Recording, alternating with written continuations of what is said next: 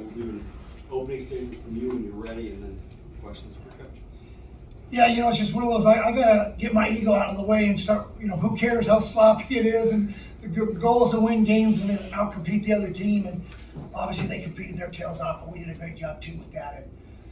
But it's just, I'm about throwing strikes and playing defense and running the bases, and, we probably did everything but that, so that's, but you gotta enjoy them, you gotta take every win you can possibly get and then learn from it. It's a lot better to learn from wins than it is to learn from losses.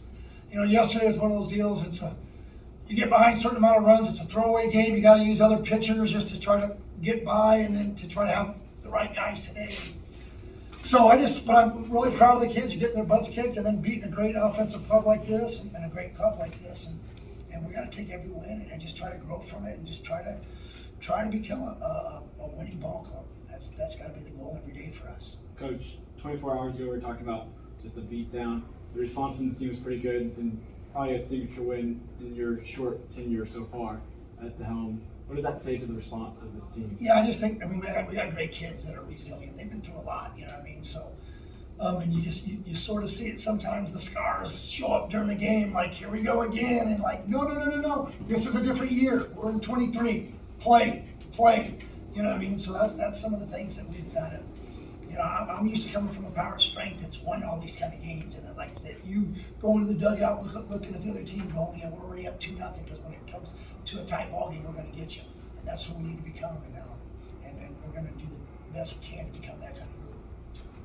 Bill, what did it mean for you in this particular setting, in this competition, to have some kids emerge the way they did, whom you were waiting for, knew they were talented? We've talked about that, and this had to be a big coming out for them. Yes, because you just always throw for your kids. Their confidence is so fleeting, and you always want your kids to have success and believe it. Because the worst thing I always tell them is that when I believe in them more than they believe in themselves, and that's always hard to overcome that. Like, I've got great belief. That's why I keep you. I'm not a guy that changes the lineups every day. Oh, you have a tough game. Let's change 8 spots in the lineup. Like, I believe in guys, and sometimes that can be a weakness because when you start coaching with your heart, sometimes you believe in your guys so much that sometimes it backfires on you. But I believe in this group. I think that they're great kids, and I'm super proud to be their coach.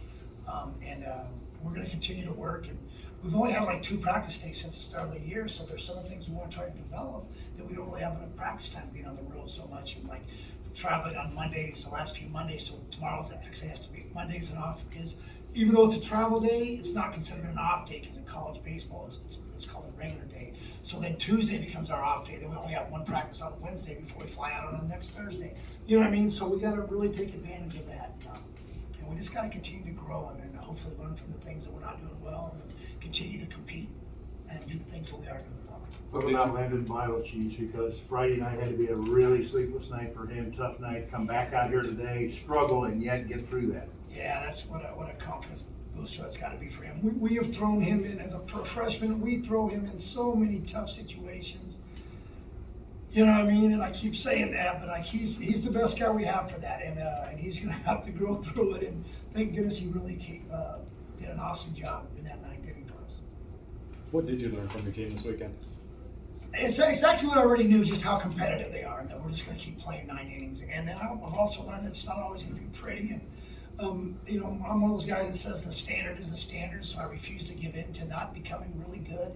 But I'm going to have to accept it and just get on to the next pitch. A big thing on our program is 1 pitch at a time, and I need to start talking to myself about that. I need to quit worrying about when things don't go perfect for me and act like a baby, because I want things to be perfect, and I need to just get on to the next pitch. And luckily they do a lot better job than I do. Coach, it looked a bit dicey at there at the end, a couple shaky innings there, but talk about your bullpen's ability to bear down when it really mattered and get the win.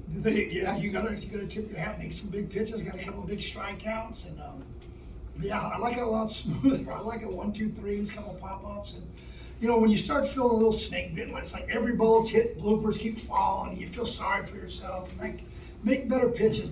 Balls that get blooped when they're up in the zone usually, not when they're down in the zone. It's hard to hit a ball down and bloop it. Now maybe sometimes with 2 strikes you're going up by design, and that can happen sometimes. And sometimes you gotta give the hitters credit for fighting with 2 strikes. But they're growing before your very eyes, and we sort of don't have many other choices, so we think we know who the guys are, and we gotta just go with it. Coach, as far as going forward from this weekend, you did all this without Trey Lipsy in the lineup.